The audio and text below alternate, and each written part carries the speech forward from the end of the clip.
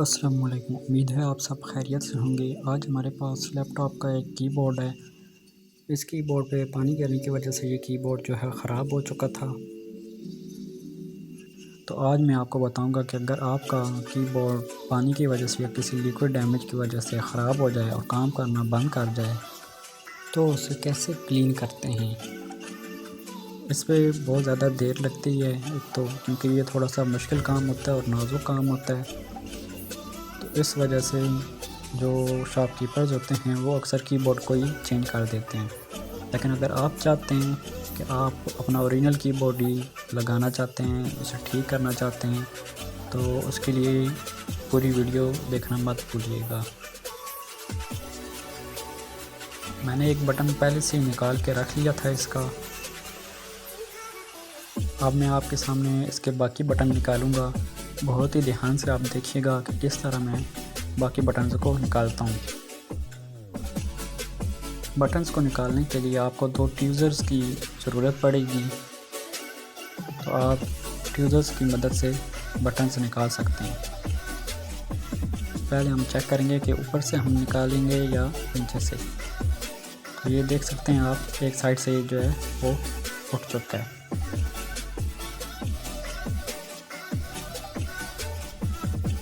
बहुत ही एहतियात के साथ हम उतारेंगे, कोई एक्स्ट्रा प्रेशर नहीं लगाएंगे हम, क्योंकि उससे बटन टूटने का भी ख़तरा होता है।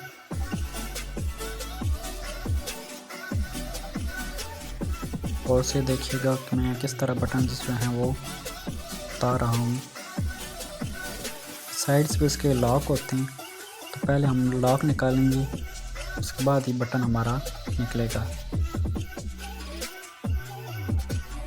ये असल में हमारा बटन का जो है वो फ्रेम होता है, एक किस्म का एक मैकेनिज़्म होता है। जब हम बटन को प्रेस करते हैं तो उसे ऊपर उठाने वाला जो काम करता है वो ये करता है काम, मैकेनिज़्म।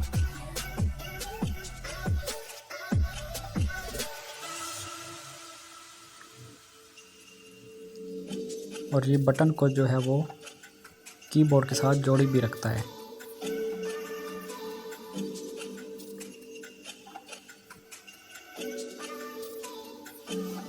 बाकी बटन्स उतारना आसान होता है, लेकिन वो बटन्स जिनके साथ कोई मेटल की जो है वो फ्रेम वगैरह लगा होता है, कोई वायर वगैरह लगी होती है, उन्हें थोड़ा सा उतारना मुश्किल होता है और उन्हें लगाना भी थोड़ा सा मुश्किल होता है। ये देख सकते हैं मैंने सारे बटन्स निकाल लिए हैं। ये एक शीट है, ऊपर कवर है और इसके नीचे इसकी मेन शीट है।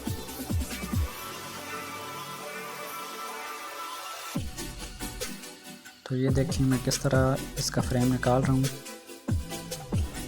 ये गौर से देखिएगा।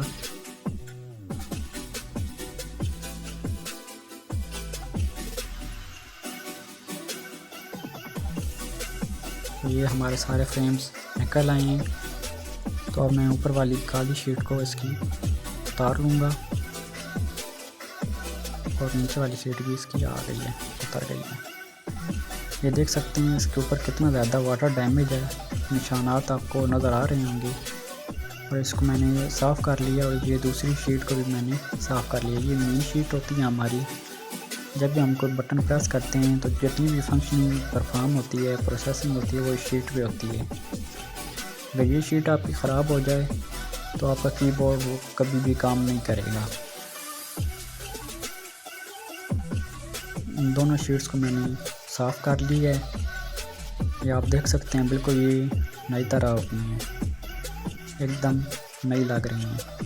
तो बटन अब लगाने का प्रोसेस हम स्टार्ट करते हैं। उससे पहले हम फ्रेम को जो है वो जोड़ लेंगे आपस में। बहुत ही एहतियात के साथ आपने जैसे जैसे मैं जो स्टेप्स बता रहा हूँ उनको आप फॉलो करते जाएं। ये दो पॉइंट्स आपको नज़र आ रहे होंगे, ये दो पॉइंट्स आपने देखने हैं साइड पे। इन पॉइंट्स को आपने इस तरह लगा देना है और ये जो साइड है ये आपने बटन की तरफ रखनी है, मतलब ऊपर की तरफ, इस तरह।